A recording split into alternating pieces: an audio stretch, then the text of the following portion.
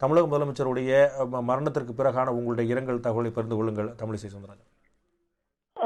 மீண்டு வருவார் என்று மீண்டும் வருவார் என்று நினைத்துக் கொண்டிருந்த நேரத்தில் மாண்டு போனார் என்ற செய்தி உண்மையிலேயே மனதிற்கு மிகுந்த மன வருத்தத்தை ஏற்படுத்துகிறது. மிகப்பெரிய கனமான ஒரு சூழ்நிலை எனக்கு ஏற்படுத்துகிறது.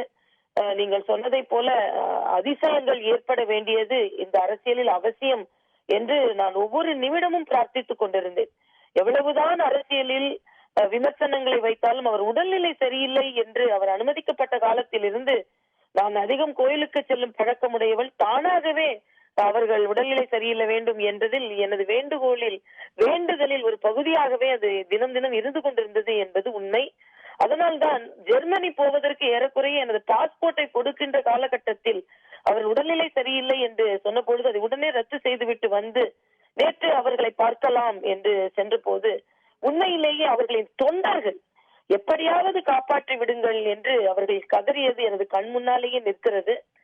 ஒரு மிகப்பெரிய துணிச்சல் மிகுந்த தலைவரை இழந்து விட்டோம். என்னை பொறுத்த மட்டில் நான் ஒரு தனிப்பட்ட இழப்பாகவே கருதுகிறேன். நீங்கள் சொன்னதை போல பெண்கள் அரசியலில் முன்னுக்கு வந்து தலைவராகி முதல்வராகுவது என்பது ஒரு சாதாரண காரியம் அல்ல. அவரின் துணிச்சல் உண்மையிலேயே எல்லோருக்கும் ஒரு முன்னுதாரணமாக இருக்க வேண்டியது. இன்னொன்று மனிதாபிமானம்.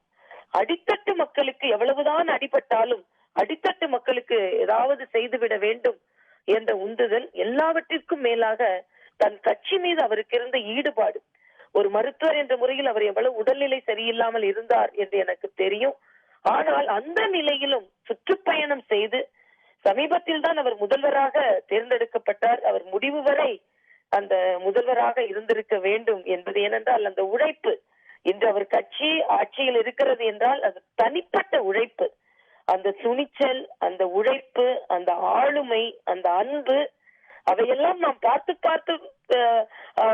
பார்த்து கொண்டிருந்த ஒரு தலைவர் என்று நம் முன்னால் இல்லையே என்னும் பொழுது எனக்கு தனிப்பட்ட இழப்பாகவே நான் இதை கருதுகிறேன். எங்கள் குடும்பத்தின் மீதும் அவர் தனிப்பட்ட பாசம் வைத்திருந்த என் தந்தை மீதும் எங்கள் குடும்பத்தின் மீதும் அரசியல் ரீதியாக எவ்வளவோ விமர்சனங்கள் செய்ய நேர்ந்தாலும் என் மகனின் திருமணத்திற்கு அழைக்க சென்ற பொழுது மிகுந்த அன்போடு திரைப்படம் எடுக்கும் பொழுது அம்மா என் பக்கத்தில் நின்று கொள்ளட்டும் என்று புகைப்படத்தில் என் மகனிடம் சொல்லி போஸ் கொடுத்ததெல்லாம் எனக்கு உண்மையிலேயே ஞாபகத்திற்கு வருகிறது. நாம் ஏறக்குறைய நாம் பார்த்து வளர்ந்த ஒரு தலைவர் இன்று இல்லை என்பது மிகப்பெரிய பெருமை.